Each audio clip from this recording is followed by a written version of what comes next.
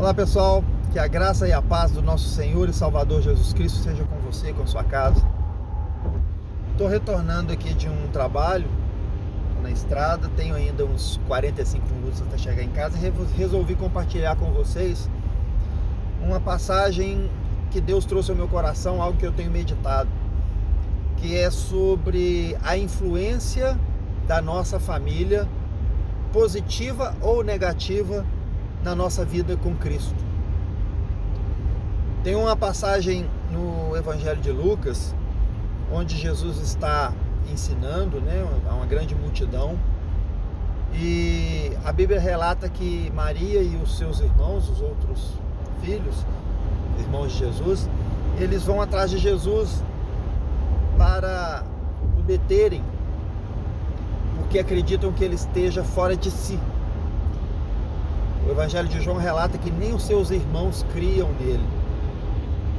E por causa da multidão eles não puderam entrar, e uma pessoa vai até Jesus e dá o recado: sua mãe e seus irmãos estão lá fora e querem falar-te.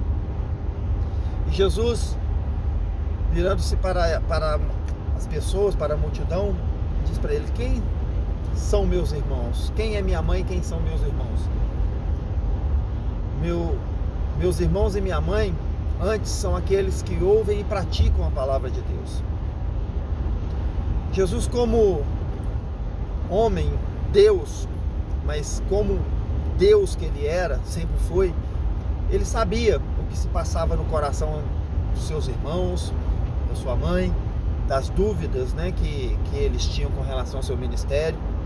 Em nenhum momento Jesus deixou de amá-los, Jesus deixou de acolhê-los, tanto que há outras passagens que relatam depois o amor de Jesus, pela sua mãe, quando ele entrega ela para os cuidados de João na cruz do Calvário.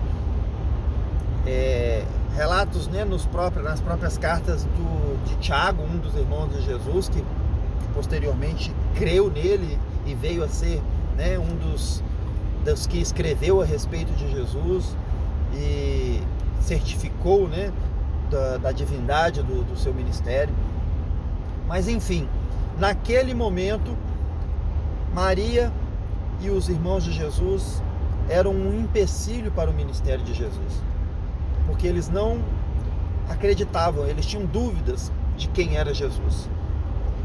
Mas Jesus, no mesmo momento ali, ele toma uma decisão de romper os laços de carne, romper os laços familiares e prosseguir no seu alvo, pregando o Evangelho e tomando por família aqueles que ouvem, aqueles que o ouviam e praticavam, e o seguiam, a palavra de Deus. Nós vemos também outros exemplos na Bíblia de homens que foram, digamos assim, entre aspas, detidos ou atrapalhados no seu ministério por causa da família. Começou lá em Adão, lá no Jardim do Éden, quando a serpente se aproximou de Eva e disse a ela que se ela comesse do fruto do conhecimento do bem e do mal, que ela teria o conhecimento como Deus e não necessitaria de Deus. E Eva acreditou nessa mentira e levou o fruto até Adão. Paulo fala nas suas cartas que Adão não foi enganado, mas sua esposa foi. Mas Paulo relata que Adão, ele, por amor à sua esposa, ele errou junto com ela. Ou seja, Adão deu ouvidos à sua mulher mais do que a Deus, porque quando Deus deu a ordem para não tocarem, não comerem do fruto do conhecimento do bem e do mal, ele deu para os dois.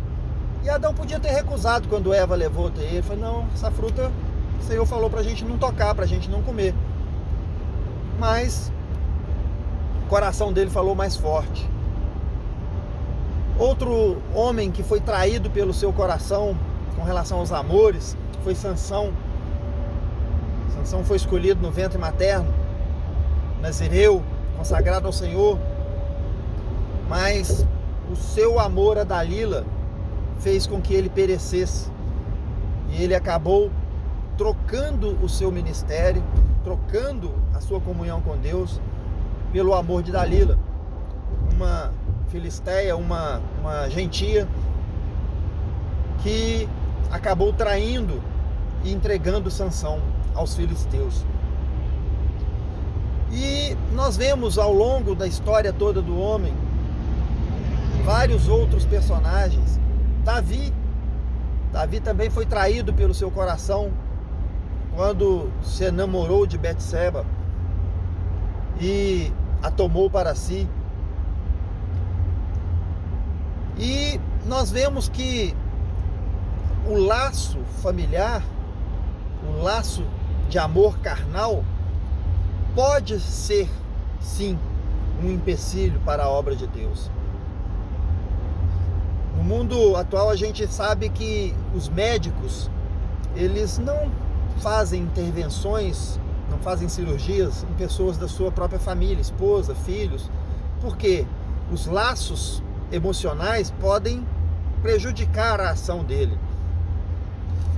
Então, queridos, o que eu quero deixar claro aqui é que importa-nos mais ouvir a voz de Deus e fazer a vontade de Deus do que a vontade dos homens, e mais ainda do que a vontade da nossa família.